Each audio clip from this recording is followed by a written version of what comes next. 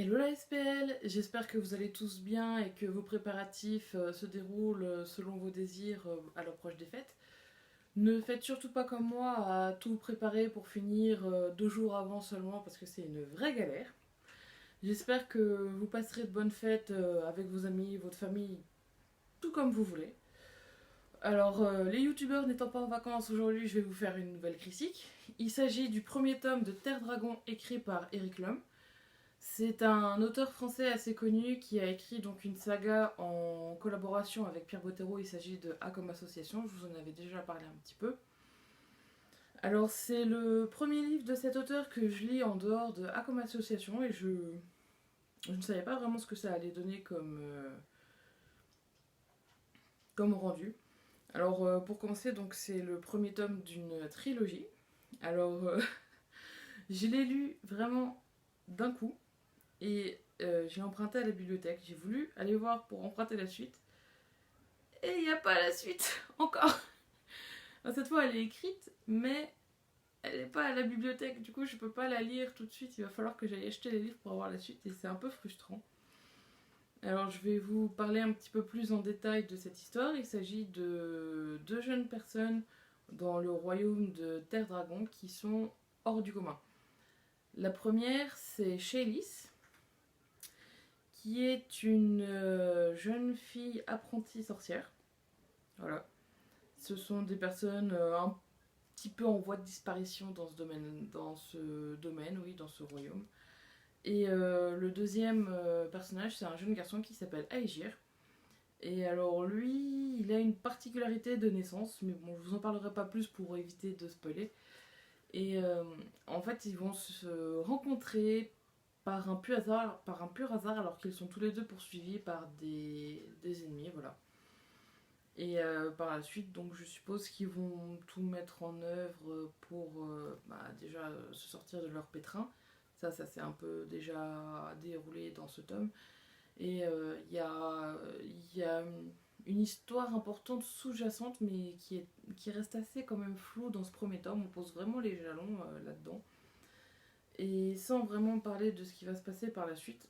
Donc c'est assez intriguant. J'aurais bien aimé savoir la suite, justement, pouvoir le lire. Ça sera pour plus tard.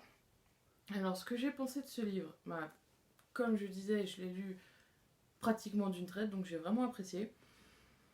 Alors, je trouve que ce qui est intéressant, en fait, c'est que c'est un roman de fantasy, mais on n'a pas toute une partie introduction, explication du monde, c'est quoi les races. Je sais pas si ça vous est déjà arrivé, vous, d'avoir des, des chapitres un peu qui sembleraient inutiles à l'histoire, mais en fait, qui sont là pour expliquer au lecteur ce qui se passe.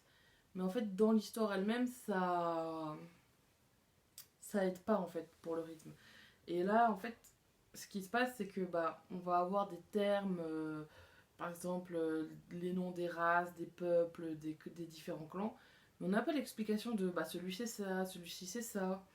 Et l'explication, en fait, on l'a du fait qu'un des personnages ne connaît rien du tout à ce monde. Il est resté enfermé pendant très longtemps et du coup, il connaît pas. Et du coup, le fait qu'il pose des questions, on a l'explication via lui, mais l'explication se fait au fur et à mesure de l'histoire et pas via des chapitres explicatifs destinés au lecteur. Donc j'ai trouvé ça assez intéressant. Par contre, c'est vrai que pour ceux qui n'ont pas l'habitude, ça peut être assez déstabilisant. On comprend pas forcément tout, de qui on parle, de quoi, de où. Heureusement, on a une petite carte au début pour expliquer. Donc quand il parle des différents clans, des villes et tout, on arrive un peu à se repérer. Heureusement. Après, on a l'explication de la magie. Pareil, au début, il nous parle de runes et de choses comme ça, mais on ne sait pas à quoi ça correspond. Et on a l'explication au fur et à mesure. Ce que j'ai beaucoup apprécié avec ce livre, c'est que c'est l'imaginaire en fait qui est apporté et j'ai retrouvé, alors pour ceux qui ont vu ma vidéo précédente avec Pierre Bottero, j'ai retrouvé un peu de l'univers de Pierre Bottero dans cette histoire. Et j'ai l'impression que ces auteurs-là en fait étaient très liés, très amis. Et je pense que ça paraît un peu évident, sinon ils n'auraient pas écrit une saga ensemble. Mais ils étaient vraiment sur la même longueur d'onde. Et certes, on n'a pas la même poésie qu'avait Bottero dans ses écrits, mais au niveau de l'imaginaire, ça reste assez semblable et c'est assez agréable parce que ça... En fait, ça frôle un peu le domaine de l'absurde tout en paraissant réaliste et c'est plutôt intéressant. Donc c'est une histoire que j'ai bien appréciée, j'aimerais bien savoir la suite.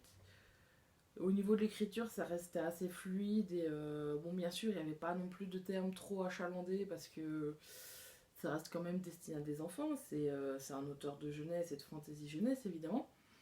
Mais j'ai bien apprécié et j'ai hâte de savoir la suite. Voilà.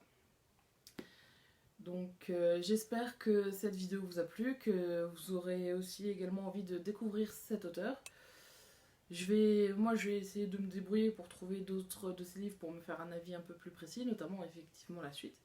Je vous souhaite à tous de passer des bonnes fêtes et je vous dis à la semaine prochaine pour un nouveau sauvetage et ciao la SPL.